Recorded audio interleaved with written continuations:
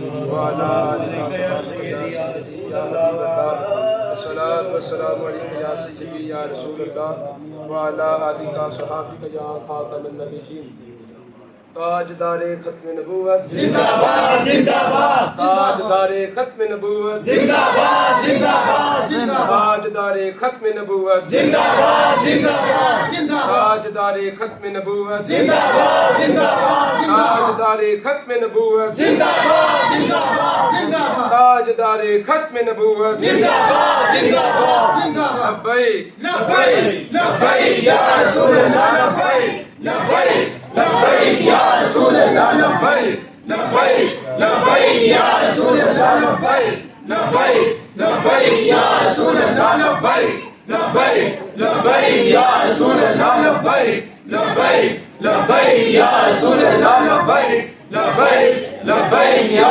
رسول اللہ لبیک لبیک لبیک یا رسول اللہ لبیک لبیک لبیک یا رسول اللہ لبیک لبیک لبیک یا رسول اللہ لبیک لبیک لبیک یا رسول اللہ لبیک لبیک لبیک یا رسول اللہ لبیک لبیک لبیک یا رسول اللہ لبیک لبیک لبیک یا رسول اللہ انہیں لبیک جانا انہیں مانا اور نہ رکھا غیر سے کام للہ الحمد میں دنیا سے مسلمان گیا اللہ رب العزت قرآن مجید برہان رشید کے اندر سورہ اعراف کی آیت نمبر توجہ فرمائیں اس کو چھوڑ دیں چاہے آیت نمبر 103 کے اندر سورہ اعراف اللہ رب العزت ارشاد فرماتا ہے فانظر کیف کان عاقبۃ المفسدین فانظر کیف کان عاقبۃ المفسدین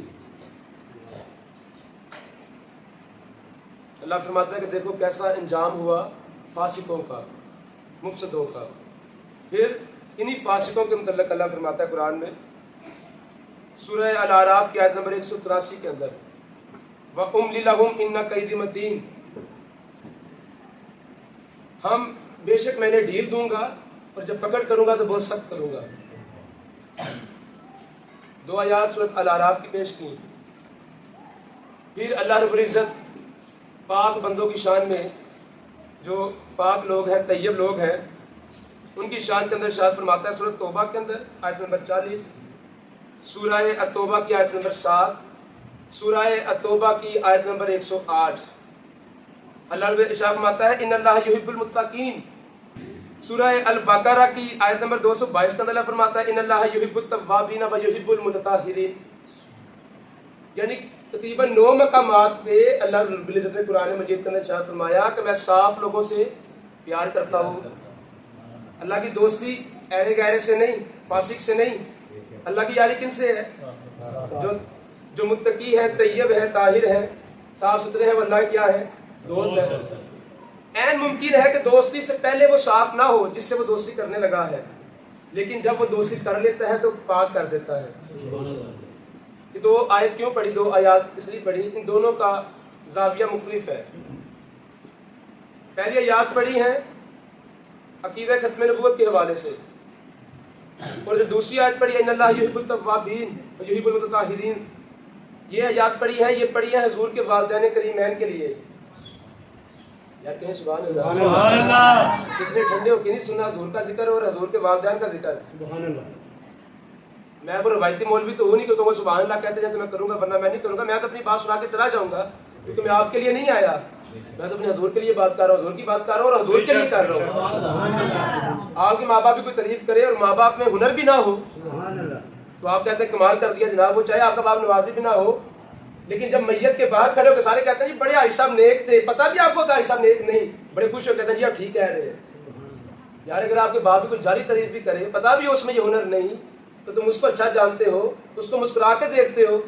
تو جب حضور کی بات ہو رہی ہو پھر حضور کے والدین کی بات ہو رہی ہو کیونکہ ایک طبقہ ہے نا ایک طبقہ ہے جو یہ کہتے ہیں کہ حضور کے والدین جنتی نہیں حضور کے والدین مومن نہیں ہم پوچھتے ہیں اگر وہ مومن نہیں تو پھر مومن کون ہے اگر وہ جنتی نہیں تو پھر جنتی کون ہے کیوں کیونکہ اللہ نے تو ایک اصول دے دیا کہ میں تو صاف لوگوں سے محبت کرتا ہوں تو کیا اپنا محبوب وہ ان لوگوں میں بیچتا جو صاف نہیں تھے जो मुत्तकी नहीं थे। अरे जालिम, मेरे अबुल बियान रहमतुल्लाह ताला ने आप फरमाया करते थे, अरे जालिम अब्दुल्ला को अब्दुल्ला भी कहते हो और मुशरिक भी कहते हो। आमिना का मतलब है ईमान वाली, तुम उसको आमना भी कहते हो, बेईमान भी कहते हो। यार गौर फरमाए, हजरत अब्दुल्ला अगर अल्लाह को ना मानते होते, तौहीद परस्त न होते, तो अब्दुल्ला क्यों? अल्लाह का बंदा, अब्दुल्ला का मतलब अल्लाह का बंदा, और आमिना का मतलब ईमान वाली। तुम आमिना कहते हो ईमान वाली को, अब्दुल्ला कहते हो अल्लाह के बंदे को, फतवा लगाते हो मोमिन नहीं। अब फैसला आप करें। ये मैंने 9 मकामात, किसी को चाहिए होगा मैं लिख कर चला जाऊंगा, इसको पढ़िएगा जाके। ये कुरान की जो आयत एक जाविये में नहीं होती, उसको हर अंदाज में देखा करो। इन अल्लाह युहिब्बुल मुतताहिरीन, ये आप अपने ऊपर ले आएंगे कि मैं बड़ा अच्छा हूँ, नमाजी हूँ, परहेजी हूँ। ये आयत किसी वली को पेश कर दोगे कि हजूर गौसे पाक बड़े साफ सुथरे थे, आयत उनके लिए है। तो यार अगर मेरे लिए ये आयत हो सकती है, ये आयत हजूर गौसे पाक के लिए हो सकती है, किसी वली के ऊपर हो सकती है, तो क्या हजूर के वालिदैन के लिए नहीं हो सकती? अल्लाह कैसे वो करते हैं? साफ सुथरों से। और फिर आप देखें, हजूर की पैदाइश देखें, हजूर पैदा हुए हैं, और जो पैदा हो वो खुदा नहीं, वो मखलूक होता है। पर मिलाद किसका होता है? जो पैदा हो मखलूक का। खुदा पैदाइश से पाक है, वो होने ना होने से, वो इधर उधर से, वो ऊपर नीचे से, वो मरने से, जिंदा होने से, उसको नींद नहीं आती, ऊँग नहीं आती, वो पाक है। वो हर चीज से पाक है, लेकिन उसका महबूब पैदा हुआ है, अल्लाह पैदा नहीं हुआ। तो हम ये कहते हैं कि मिलाद शिर्क तोड़ है। मिलाद शिर्क तोड़ है, मिलाद शिर्क नहीं, शिर्क तोड़ है। इसलिए शिर्क तोड़ है कि क्योंकि हम ये ऐलान करते हैं, ये डंका बजाते हैं, जो आया है वो खुदा नहीं। ये लोग ये कहते हैं कि शायद हम ये कहते हैं कि अल्लाह और खुदा एक है, अल्लाह और मुस्तफ़ा एक है। तो मेरे दादा मुझे फरमाया करते थे, अकीदा समझो, हम ये नहीं कहते खुदा और मुस्तफ़ा की जात एक है, हम ये कहते हैं खुदा और मुस्तफ़ा की बात एक है। जातें तो एक हो ही नहीं सकती, खुदा खुदा है, मुस्तफ़ा मुस्तफ़ा है। लेकिन फर्क याद रखें कि खुदा की मिसाल भी कोई नहीं और मुस्तफ़ा की मिसाल भी। अब ऐसा ना हो कि तौहीद बयान करते करते हजूर की अजमत को तुम किसी और अंदाज में पेश करने चले जाओ। अगर खुदा का सानी कोई नहीं तो मुस्तफ़ा का सानी भी कोई नहीं। पर फर्क ये है, वो खुदा है, ये आबिद है, ये अब्द है। वो खुदा है, वो खालिक है, ये मखलूक है। अब पैदा हुए ना हजूर पाक, और आपको पता है जब बच्चा माँ के पेट में होता है, साइंस के हवाले से आजकल का दौर साइंस का दौर है, तो जब माँ के पेट में ग़िज़ा की क्या मिलती है बच्चे को? गंदा खून। गंदा खून मिलता है, जो अल्लाह ताला आप सब जो हम पैदा हुए ना, हम वही खून से खुराक लेके पैदा हुए हैं। और ये जो बच्चा पैदा होता है नाड़ू काटते हैं, ये नाड़ू वो खून देता है गंदा, वो खुराक बनती है उस बच्चे की। और हजूर आए तो नाड़ू नहीं था, हजूर को वो खुराक खुदा ने दी ही नहीं। फिर कहते हैं मिसल हमारी, हजूर बगैर नाड़ू के। तो हजूर के अब उस माँ की अजमत देखो, उस माँ की अजमत देखो कि जिसके पेट के अंदर, शिकम के अंदर 9 माह हजूर रहे। हजूर के हुजरा आयशा से लेके मिंबर तक हदीस बड़ी पड़ी है। हजूर माते ये हिस्सा जन्नत का टुकड़ा है, ये जन्नत का टुकड़ा है, ये जन्नत का टुकड़ा है। मेरे अबुल बियान रहमतुल्लाह फरमाया करते थे, जालिमो जिधर से हजूर सिर्फ गुजर जाए, सिर्फ गुजर जाए वो जन्नत। तो जिस माँ के पेट में 9 माह ठहर जाए वो माँ जन्नती नहीं है। तुम क्यों काबे को बोसा देते हो? जिस काबे को नबी ने बोसा इसी को देते हो ना। तो वो तो अपनी माँ की गोद में खेलते रहे हैं, उस माँ का। और फिर खुदा की शान क्या है? हजरत मूसा अलैहिस्सलाम जब फिरौन के आया दरबार में, जो आप सारा वाक़या सुनते रहते हैं, तो फिरौन ने 1000 दाइयाँ बुलाई दूध पिलाने के लिए, तो हजरत मूसा ने दूध नहीं पिया। किसके ऊपर? फिर जब आपकी वालदा आई ना तो आपने दूध पिया। किस पे? मेरे अबुल बियान रहमतुल्लाह फरमाया करते थे कि बच्चे की, आज भी कुछ बच्चे हैं कि माँ का दूध नहीं पियेंगे। तो फिर डॉक्टर कहता है कि आप इसको भैंस का, गाय का, बकरी का, जो सब उसकी एज के लिहाज से, उम्र के लिहाज से वो दूध पिलाया जाए, तो बच्चा दूध नहीं पीता। साइंस ने इस पर तहकीक किया कि बच्चे की हिस्स इतनी तेज होती है कि उसको पता होता है कि मेरी माँ के दूध के अंदर कुछ ऐसी, आप कह लें ज़रात, कोई ऐसा मामला है कि वो दूध उस बच्चे की सेहत के लिए अच्छा नहीं होता। आम बच्चे की ये हिस्स है कि वो माँ का दूध खराब हो तो नहीं पीता। तो बताओ कि मेरे हजूर ने तो अपनी माँ का दूध पिया है। जब मूसा 1000 दाइयों का दूध ना पिए, क्योंकि मूसा को पता है कि ये मोमिना नहीं, तो मेरे हजूर ने दाई हलीमा का दूध भी पिया है, हज़रत आमना का दूध भी पिया है। تو اللہ رب العزت اپنے محبوب کو ہر انداز میں اپنی عام مخلوق سے جدا کر رہا ہے اور تم اس کو کہتے ہو ہم جیسا ہے. ایک مثال ایک درویش کی دے کے بات کو آگے بڑھا دوں گا اور بات ختم کروں گا. حضرت واصف علی واصل رحمۃ اللہ فرماتے ہیں کہ دیکھو تم اور حضور کب آئے فیصلہ بات کریں. جب کچھ نہیں تھا نا تو تب حضور کا نور تھا. حدیث پڑھی ہے. اور پھر ایک واضح حدیث ہے حضرت جو غالباً جابر نے پوچھا یا رسول اللہ کہ یہ ارض و سما سے پہلے کیا تھا؟ خدا تھا. میں خدا تھا. پھر فرمایا کہ ایک خدا تھا اور ایک میرا نور تھا. وہ بڑی ایک تفصیل ہے. پھر اس کی تقسیم ہوئی نور کی ہوتی بڑا یہ جو کائنات بنی. ایک اور حدیث ہے اس کے اندر حضور سے پوچھا کہ حضور اب کب سے نبی ہیں؟ تو حضور نے فرمایا جب آدم مٹی اور پانی کے بین تھے درمیان تھے یا آدم کا خمیر ابھی گوندا جا رہا تھا تو میں اس وقت بھی نبی تھا. بابا جی واصف صاحب فرماتے ہیں کہ نبی پاک کی پیدائش نور کی تخلیق تو اس دنیا سے بننے سے پہلے ہو چکی اور میں اور آپ تب آئے جب دنیا بن گئی. تو تم کیسے کہہ سکتے ہو حضور اور ہم ایک ہیں؟ وہ جو ہے ان کی وجہ سے کائنات تخلیق ہوتی ہے. وہ ہے مسبب, وہ ہے سبب والے. ان کے سبب کی وجہ سے کائنات بنتی ہے اور ان کی وجہ سے ہم دنیا میں آتے ہیں. تو پھر یہ کہنا کہ حضور تو جب حضور اور عام امتی ایک جیسا نہیں تو حضور کے والدین بھی امت سے جدا ہے. ان کی شان بھی جیسے حضور امت سے جدا ہے نا ویسے حضور کے والدین بھی امت سے جدا ہے. اور پھر یہ کہنا کہ انہوں نے کلمہ نہیں پڑھا. یہ اوپر کلمہ نہیں پڑھا. سن لیں اس کے اوپر مسئلہ سنیں. وہ دور تھا فطرت کا دور. یہ وہ دور ہے کہ جس کے اوپر کسی نبی نے اعلان نبوت نہ کیا ہو.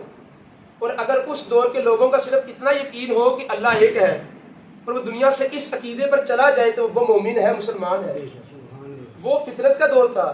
اور حضور پاک کی پیدائش کب ہوئی؟ جب حضرت عبداللہ دنیا میں نہیں تھے. اور جب میرے آقا مبارک کی عمر کچھ سال ہوئی تو والدہ بھی دنیا سے چلی گئی.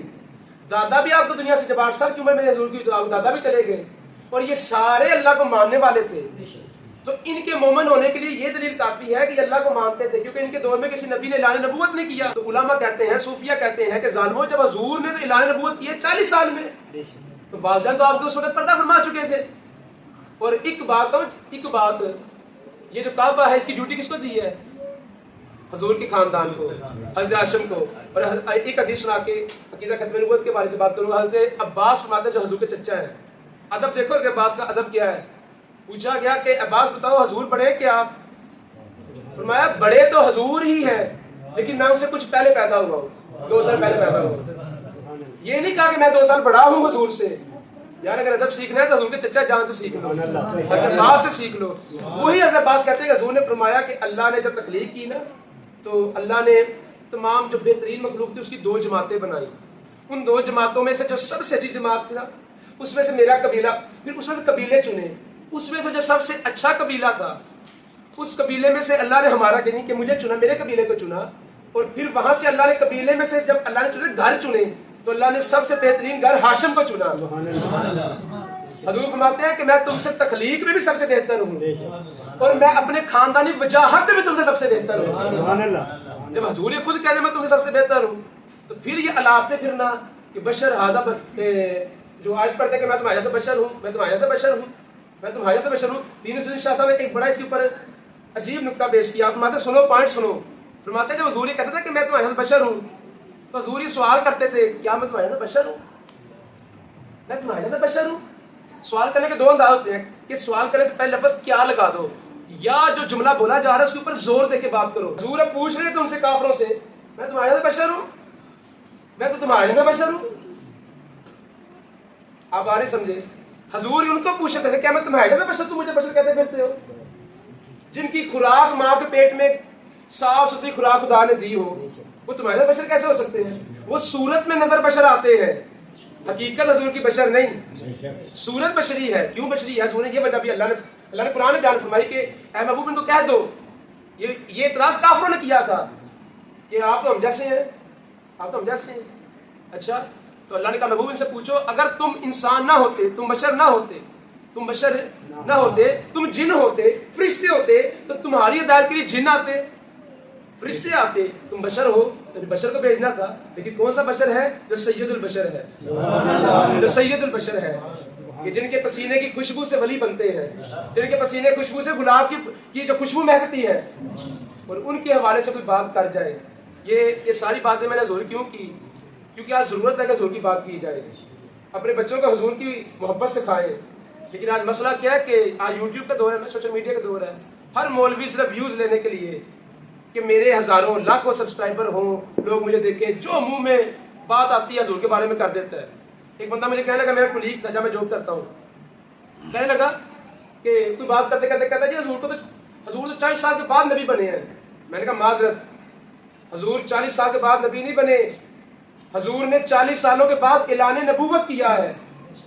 جس طرح میں نے فلیکس لگائی ہے نا پیچھے محفل کی، محفل کا ارادہ سال پہلے سے تھا، محفل کا ارادہ سال پہلے سے تھا، لگائی کب ہے؟ آج لگا دی۔ حضور نبی کب تھے؟ جب آدم مٹی اور پانی کے درمیان تھے۔ کیا حضور کا بھی نہیں پتا میں نبی ہوں؟ یہ کہتے ہیں 40 سال کے بعد حضور کو پتا لگا میں نبی ہوں۔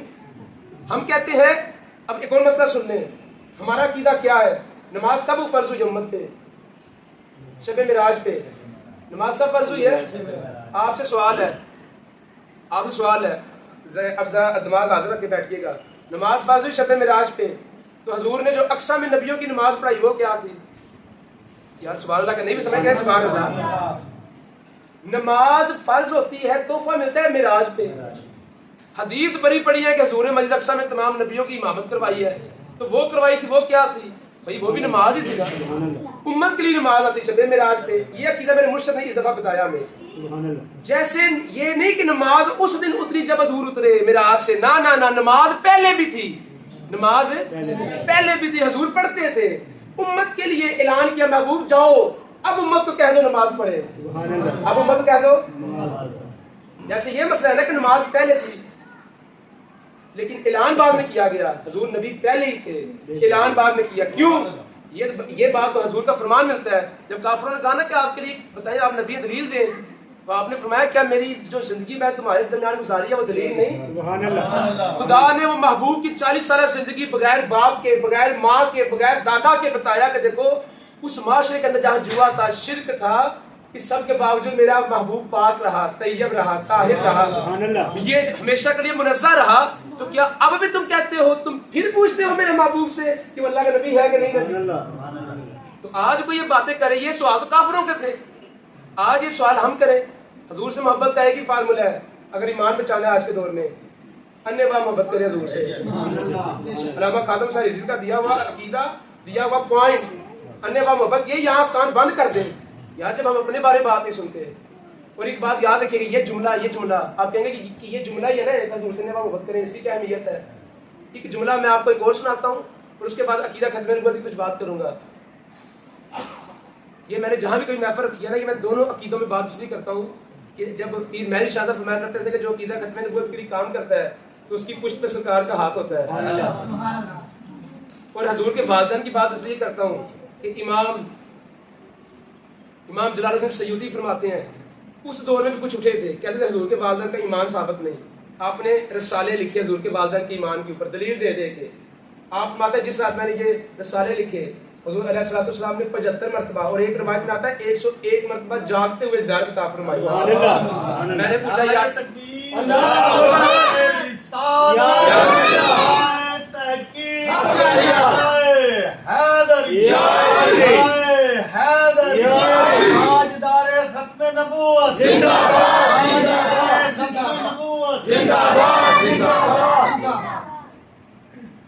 حضور خوش ہوتے ہیں جہاں پہ حضور کے والدین کی بات کی جائے، اور میں کرتا چلا آ رہا ہوں، اور جو کچھ میرے پاس ہے نا، کچھ لفظ سنا رہا ہوں، کچھ بول رہا ہوں، تو یہ محض حضور کا آپ کی نگاہ کرم ہے، آپ کا فضل ہے، آپ کی رحمت ہے، اور کچھ نہیں۔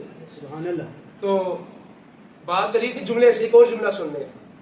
ایک جملہ 1952 کے اندر الفضل اخبار کے اندر آیا کہ ان قریب ہم بلوچستان کو احمدی صوبہ بنا کے دم لیں گے۔ ایک جملہ یہ ہے، کیا ہوتا ہے جملے سے؟ اگر میں نے پہلے بھی جملہ سنا ہے دوسرے انیہ با محبت کریں، یار جملہ ہی ہے، بات ایک ہی ہے۔ اب میں آپ سے پوچھتا ہوں یہ جملہ کہ ہم ان قریب بلوچستان کو احمدی صوبہ بنائیں گے، یہ بھی تو جملہ ہی تھا نا؟ چاہیے تھا نا ہمارے علماء چپ کر کے بیٹھے رہتے۔ پھر انہوں نے ایک اور سٹیٹمنٹ دی اخبار میں جن کی بات کروں گا سمجھ گئے ہوں گے، میں قادیانیوں کی بات کروں، مرزائیوں کی بات کروں جو حضرت خاتم النبیین نہیں مانتے۔ ایک اور جملہ انہوں نے دیا اخبار میں، اشتہار دیا، انہوں نے کہا ان قریب ہم فتح یاب ہوں گے، کیونکہ فوج کے اندر ہماری بہت زیادہ طاقت ہے، قوت ہے، یہ دو جملے تھے، یہ بعض اسی کا توجہ سنے کہ عقیدے کی بات، ایمان کی بات، جہنم اور دوزخ کا فیصلہ لوگ تو کہتے ہیں نا بعد میں ہوگا، پل صراط پہ گزر بعد میں ہوگا. میں حلفاً کہتا ہوں اس دنیا میں ہی پل صراط ہے جہاں سے آپ گزر رہے ہو، یہیں دوزخ اور بہشت کا فیصلہ ہونا ہے. بابا جی بات صاحب فرماتے تھے فیصلہ یہاں سے ہو کے جائے گا، جو جنتی ہے وہ جنتی ہے، جو دوست کی ہے وہ دوست کی ہے. تو یہ عقیدہ وہ عقیدہ جو پل صراط ہے، یہی صراط مستقیم اور یہی پل صراط ہے. ہلکے سے ہلے تو نیچے آگ ہے. یہ دونوں جملے دیے، یہ دو جملے سن کے غیرت مند سید گولڑا شریف کے سجادہ نشین پیر سید غلام محی الدین المعروف بابو جی سرکار رحمۃ اللہ تعالیٰ علیہ، جو ولی ہوتا ہے حضور کا فرمان ہے کہ اس کے نور فراست سے خوف کرو کیونکہ اللہ کے نور سے دیکھتا ہے. شاہ صاحب نے سارے علماء اہل سنت کو اکٹھا کیا، تمام جو مکاتیب فکر تھے ان کو اکٹھا کیا، لاہور کے اندر کانفرنس رکھی، اس کے اندر حضرت علامہ ابو الاسناد قادری رحمۃ اللہ تعالیٰ علیہ کو سرپرست بنایا گیا اس تحریک ختم نبوت کا جو 1952 کے اندر شروع ہوئی. وہ تحریک چلتی گئی، وہ تحریک چلتی گئی، چلتے چلتے مال روڈ کے اوپر 10,000 لاشیں بھی ہم نے قبول کی. وہ تحریک چلتی رہی، ہمارے قائدین نے صحبت سکھر جیل کی صحبتیں برداشت کی. وہ تحریک چلتی رہی، پھانسیوں کے فیصلے بھی ہوتے رہے. عبدالستار خان یاری صاحب کو آرمی نے کہا کہ پھانسی پہ لگا دیا جائے، کیوں؟ کیونکہ ختم نبوت کی بات کرتے ہیں. یہ دو جملے تھے جس نے تحریک کو جنم دیا. سارے اپنے جو تھے بیگانے ہو گئے، بیگانے اپنے ہو گئے. ایسے ہوتا ہے، جو دشمن ہے وہ دوست ہو گئے، جو دوست ہے وہ دشمن ہو گئے. کبھی 1953 کی اگر آپ تاریخ پڑھ کے دیکھیں ختم نبوت کی، آج بڑا آسان ہے کہنا تاجدار ختم نبوت زندہ باد، بہت آسان ہے. لیکن جب میں نے تاریخ پڑھی تو آنسو گر رہے تھے میرے. ان ماؤں کی جگروں کو سلام جنہوں نے بیٹے پیش کیے تاریخ کے لیے. سید احمد خلیل احمد قادری رحمۃ اللہ علیہ جو ابو الاسناد کے بیٹے تھے. آپ کہتے ہیں جب میں جیل میں تھا، ہمیں جیل میں لے گئی فوج، کرفیو لگ گیا. جب جیل میں لے کر گئے تو وہاں پہ 9 سال کا بچہ بھی جیل کے اندر تھا. قصور کیا تھا کہ وہ کہہ رہا تھا تاجدار ختم نبوت زندہ باد. سوچو وہ منظر، صرف 1-2 منٹ کے لیے سوچے کہ 1953 کا دور ہوتا، مال روڈ ہوتی، کرفیو لگا ہوتا، اور جو باہر نکلتا فوج اس کو فائر کر دیتی، اور تاجدار ختم نبوت لگاتے تو آپ کو شہید کر دیتا. کیا آپ نعرہ لگاتے؟ آج اگر عقیدہ ملا ہے نا، اس عقیدے کی آپ قدر کیجئے. آج صرف جو چند پیسوں کے، چند ٹکوں کے لیے لوگ مرضی ہو جاتے ہیں. ایک سوال کیا گیا، ایک اخبار کا سوال ہے، آپ سے میرا سوال ہے. وہ کہتے ہیں کہ ایک پولیس والا تھا، اس نے کھانا کھایا ایک ڈاکو کے ساتھ. ان کے محکمے کو پتہ لگ گیا کون سا جو ڈاکو دوست ہو، اس کا ڈاکو دوست ہو. کھانا کھایا ہوٹل میں، کھانا کھانے کے بعد اس کے خلاف پڑ لگی، نوکری سے برخاست کر دیا گیا. اس نے کہا تو نے ڈاکو کے ساتھ کھانا کھایا ہے. یار سوال اس بندے کا یہ تھا کہ اگر عام ڈاکو کے ساتھ کھانا کھاؤ تو نوکری سے برخاست، عہدے سے برخاست، تو اگر حضور کے جو ختم نبوت کے ڈاکو ہیں ان کے ساتھ کھانے کھاؤ، ان کی شادیوں پہ جاؤ، ان سے مل ملاپ کرو، اور پھر کہو جی مولویوں کے مسئلے ہیں. خدا کی قسم عقیدہ ختم نبوت کے لیے میرے حضور نے قسم اٹھا کے فرمایا اس جہان میں کوئی ایسی چیز نہیں جو یہ نہ جانتی ہو کہ میں اللہ کا رسول ہوں. حضور نے قسم اٹھا کے فرمایا کہ ہر چیز جانتی میں اللہ کا رسول ہوں. سوچو کیا منظر ہوگا، کس کیفیت میں حضور نے کہا ہوگا انا خاتم النبیین لا نبی بعدی. پھر بھی لوگوں سمجھ نہ آئے. پیر نصیر الدین شاہ صاحب کا سن 2008 کا کلپ سن لیں. وہ کہتے ہیں کہ 9 کروڑ، یہ قادیانیوں کا جو ٹی وی چینل ہے وہ انٹرنیٹ پہ لائیو چلتا ہے. ان کی رپورٹ تھی سن 2008 کی کہ 9 کروڑ قادیانی دنیا میں ہوئے. یار 9 کروڑ قادیانیوں کا مطلب کہ 9 کروڑ منکر ڈاکو جو حضور کا نبی نہیں مانتے، خاتم النبی جی نہیں مانتے. لیکن مسئلہ کیا ہے، ہمارے پاس ٹائم نہیں ہے کہ ہم حضور کی ختم نبوت کا عقیدہ بچوں کو بتا سکیں. اور اس بات کو مولوی کی طرف لے کے، یہ تو مولویوں کا مسئلہ ہے، ہمارا تو مسئلہ ہی نہیں ہے. اللہ نے یہ نہیں پوچھنا قبر میں کھیت اچھی ہوئی تھی، کھیتی اچھی ہوئی تھی، فصل کو جو کھاد لگایا تھا ٹائم پہ. خدا یہ ضرور پوچھے گا کیونکہ حضور کا حدیث ہے، فرمان ہے کہ 3 چیزیں اپنی اولاد کو ضرور سکھاؤ. فرمایا قرآن کی محبت، دوسرا فرمایا میری اہل بیت کی محبت، تیسرا فرمایا مجھ محمد کی محبت. خدا پوچھے گا بتاؤ کیا اس بیٹے کو سکھایا تھا کہ حضور کے بعد بیٹا نبی کوئی نہیں، حضور کے بعد رسالت ختم، نبوت ختم، باپ بند، حضور ہی خاتم النبی جین ہے. لیکن وقت ہی کوئی نہیں. ہمارے دور میں افسوس کی بات، ہمارے کالج میں ہمیں جس استاد نے پڑھایا اس کو تو استاد کہنا بھی توہین ہے استاد کی، وہ مرزئی تھا. اور مرزئیوں کو سب سے تکلیف کس سے ہوتی پتہ ہے آپ کو؟ علامہ اقبال سے. میں آپ کو ایک بات بہت طویل جاری ہے، ایک بات سناؤں گا صرف درد دل کے لیے. ہاتھ جوڑے گزارش کروں گا کہ کبھی بھی اقبال کے حوالے سے بات نہ کیجیے گا. آپ اقبال کے پاؤں کو جو درد لگی ہے، گرد، اس گرد کو نہیں پہنچ سکتے. اس نے ہمیں کیسے پتہ لگا وہ مرزئی ہے؟ اس نے کہا وہ تھا اس دن 9 نومبر تھی اقبال ڈے تھا. ہم نے کہا سر ہمارے وہاں پروگرام ہو رہا ہے کہ یہ جو کالج کے اندر تو ہم چلے جائیں. اس نے کہا اقبال کیا تھا؟ کچھ بھی نہیں تھا. آپ کیسے اقبال کرتے؟ اقبال نے خود ہی کی بات کی. اقبال کو عاجزی کی بات کرنی چاہیے تھی. اقبال تو کہتا ہے کہ اپنے آپ کو دیکھو, وہ تو خود ہی کی بات کرتا ہے. لہذا نہ جاؤ, لہذا نہ جا سکے. پھر میں نے تحقیق کی, پتہ لگا کہ یہ مرزئی اقبال کے خلاف ہے, کیونکہ مرزئیوں کے بارے میں اقبال یہ الفاظ آپ کے الفاظ موجود ہے تحریک کے اندر. آپ نے کہا تھا کہ مرزئی اسلام کے بھی غدار ہے اور پاکستان کے بھی غدار ہے. لہذا وہ مرزئی اقبال سے محبت کیسے کر سکتے ہیں؟ آج آپ کی اسلاف کے حوالے سے یہ ملک بنا دیا جی. اقبال کو ایسی خواب آ گئی, اقبال نے سانو جناب الگ کر دیتا. یہ ملک خدا کی قسم کھا کے کہتا ہوں, یہ مسجد خدا کا گھر ہے, قسم کھا کہتا ہوں یہ ملک رسول پاک نے خود بنوایا ہے. یہ محمد علی جناح 1939 میں جا چکے تھے مایوس ہو کے پاکستان یہ جو بنے صغیر سے. انہوں نے کہا کہ نہیں یہ قوم نہیں بن سکتی. علامہ اقبال نے سونا خط لکھے کہ واپس آ جائیں واپس آ جائیں واپس آ جائیں, لیکن آپ واپس نہیں آئے. جب واپس آئے نا تو آپ نے اپنے سیکرٹری کو وجہ بتائی کہ میں واپس کیوں آیا ہوں, وجہ بتائیے. تو ساتھ کہا کہ جب میں مر جاؤں تو یہ بات دنیا میں یعنی پھر کبھی کسی کرنی, مرنے کے بعد کبھی زندگی میں نہیں کرنی. لہٰذا جب فوت ہوئے سیکرٹری نے بات کھول دی. وہ کہتے ہیں کہ لوگ سمجھتے ہیں کہ میں اقبال کے خطوں پر آیا ہوں. نہیں, فرمایا میں لیٹا ہوا تھا انگلینڈ کے اندر, برطانیہ کے اندر اپنے پلنگ پہ, میرا پلنگ ہلا. یہ نوائے وقت نے پورا واقعہ اخبار کے اندر شائع کیا. کہتے میرا پلنگ ہلا, کسی نے کہا اٹھو جلدی کرو, ہولی پرافٹ تشریف لا رہے ہیں صلی اللہ علیہ وسلم, نئی بات تشریف لا رہے ہیں. حضور پاک تشریف لائے. اب کیا کہتے ہیں, میں ہاتھ بات کے, میں کہا اب یہ ساری گفتگو انگلش میں ہوئی, یہ ساری گفتگو انگلش میں ہوئی ہے. وہ کہتے ہیں کہ میں نے ہاتھ جوڑے, پیس بھی پونی حکم کرے. تو آپ نے فرمایا کہ محمد علی جناب واپس بر صغیر چلے جاؤ اور پاکستان بناؤ. وہ کہتے ہیں کہ لوگ سمجھتے ہیں میں اقبال کے خطوں میں واپس آیا. فرمایا نہیں, میں اقبال کے خطوں میں واپس نہیں آیا. اگر واپس آنا تو پہلے پہ آ جاتے, دوسرے پہ آئے تھے. اقبال نے 16 خط لکھے, نہیں آئے. بیچنے والی ہستی رسول پاک کی تھی. آج یہ ملک نہیں پاک کا بنا ہوا ملک ہو, اس ملک کے بارے میں بکواس کی جا رہی ہوگی, یہاں پہ یہ ہو جائے گا, وہ ہو جائے گا, وہ ہو جائے گا. آج کے دور میں میرے بھائی کوئی غریب نہیں ہے. غریب کون ہے؟ بابا جی فاضل فرماتے ہیں غریب وہ ہے کہ جس کی خواہشات اس کی آمدنی سے زیادہ ہوں, وہ غریب ہے. میں 1 کروڑ روپیہ کماتا ہوں نا, اگر میری خواہش 1.5 کروڑ والی ہے, میں غریب ہوں. تو میں جس کی خواہشات اس کی آمدنی سے کم ہے وہ امیر ہے. میں 20,000 کماؤں, خواہشات 15,000 والی ہیں, تو میں امیر ہوں. آپ نے گاڑی کو سمجھا ہے, آپ نے بنگلے کو سمجھا کہ یہ امیری ہے. آپ کو تو امیر اور جو عام غریب بندے کا فرق ہے نہیں پتا. ہمیں تو اس کی جو ڈیفینیشن کا ہی نہیں پتا. صوفیہ کی تعریف کہتے ہیں کہ امیر وہ ہے جو مرتے وقت نئی پاک کی محبت لے کر مر جائے, اور غریب وہ جو سینہ حضور کی محبت سے کھائی لے کر مرا.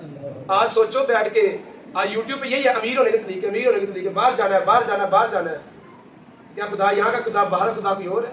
اسی پاکستان سے محبت کرنا ایسے ہی جیسے نئی پاک سے محبت کرنا. اور عقیدہ ختم نبوت اپنے بچوں کو سکھائیں, ان کو بتائیں, کیونکہ آپ کے آس پاس بہت کچھ یہ جو ہے جراثیم پھیلے ہوئے ہیں. لہٰذا اپنے بچوں کو بتا کر مرے. وصیت یہ کر کے جائیے, وصیت نہ کرو بیٹا یہ مرلہ تیرا, یہ قلعہ تیرا. کیا بچے سب کچھ تیرا, لیکن تو حضور سے نبھا محبت کر کے مری.